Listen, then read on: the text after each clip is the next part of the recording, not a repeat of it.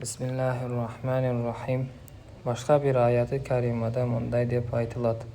Ya eyyuhallazina amanu la yaskhar qawmun min qawmin asa an yakunu khayran minhum wa la nisa'un min nisa'in asa an yakunna khayran minhun wa la talmizu anfusakum wa la tanabazu bil alqab bi'sal ismul fusuq ba'dal iman wa man lam yatub fa ulaika humuz zalimun.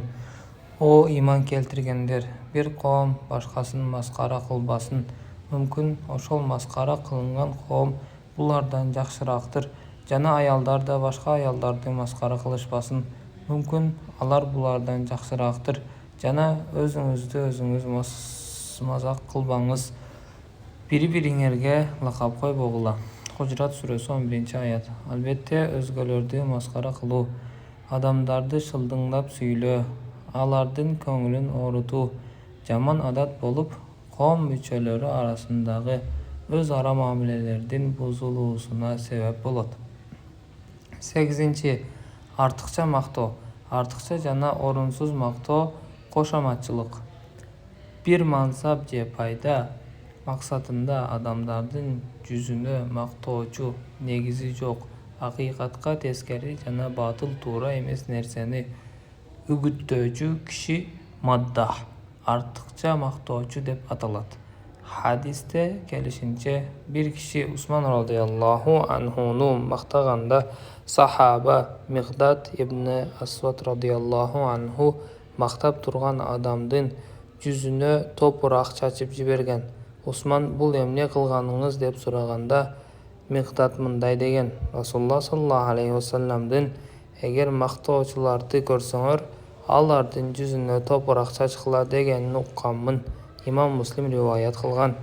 Бул иш макталган кишинин кибирине, берилип кетүүсүнө жана чектен ашып, адеп ахлагынын бузулуусуна алып барат. Натыйжада мындай адам кырсыкка учурайт жана акыры барып адамгерчиликтен чыгат. Ошондуктан шариятыбызда артыкча мактоочу болуудан тыйылуу буйрулган.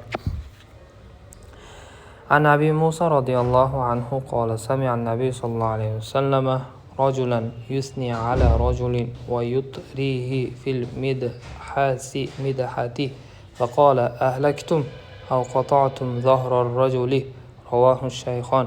Abu Musa radıyallahu anhudan rivayet kılınad. Peygamberimiz sallallahu aleyhi ve sellem bir kişinin başka bürönü maktap, koşamachılık kılıp жатканын угуп kaldı. Жана ошол адамды кырсыкка учураттыңыздар же белин сындырдыңар деди. Бухари жана Муслим риваят кылышкан. Кишинин жүзүнө мактоонун пайдасы да, коркунучу да бар. Эгер макталып жаткан киши толук ыймандуу, ишеничтүү, тарбиялуу, билимдүү болсо жана мактоодон бузулбаса же адашууга кетпесе, мактоо арам да, макрух да болбойт. Тескерисинче болсо, кишинин жүзүнө мактоо катуу макрух болот.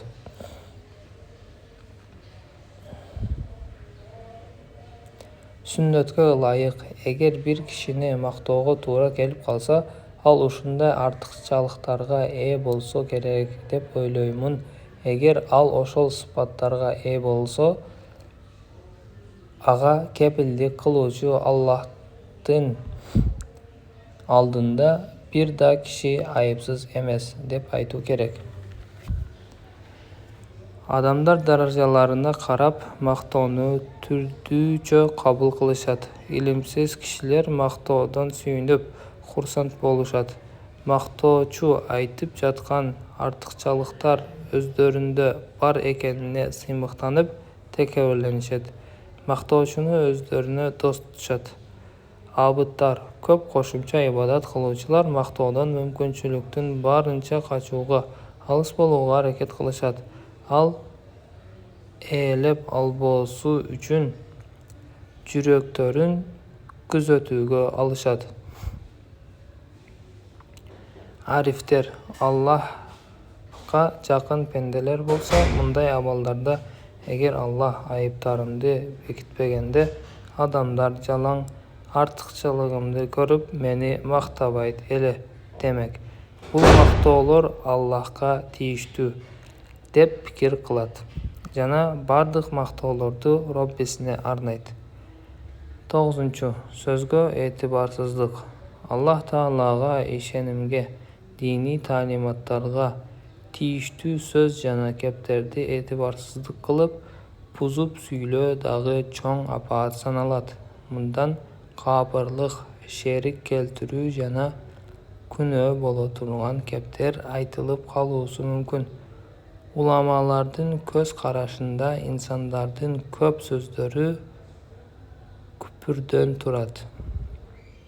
Мисал үчүн, Аллахтын ысымдарынан бири же анын буйругун, же убадасын, же коркутуусун маскара кылуу капырлыкка алып барат. Дагы кээ бир сөздөр бар, алар дал күпүр келмеси болбосо да өзү арам эсептелип, айткан киши капыр болуп калуу ыктымалы бар.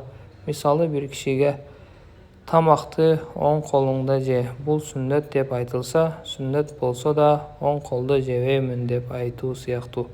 Мусулмандарга карата динсиз, имансыз, этикадсыз, сен бузуксун, мунафыксың деп айтуу себептүү да кишинин иманына зыян жетип калуусу мүмкүн. عن ابن عباس رضي الله عنهما أن رجلا أتى النبي صلى الله عليه وسلم فكلمه في بعض الأمر فقال ما شاء الله وشئته فقال النبي صلى الله عليه وسلم أجعلتني لله عدلا قل ما شاء الله وحده رواه النسائي. Ibn Abbas radıyallahu anh'dan rivayet kılınat. Bir adam kelip Peygamberimiz sallallahu aleyhi ve sellem'e kebir işler jönünde söylep, Allah jana siz kalasanız dedi. Şunda Peygamberimiz sallallahu aleyhi ve sellem, sen meni Allah'a teң kılıp koydun go. Allah'tın жалгыз özü kalasa degin dedi. Nasai rivayet kılgan.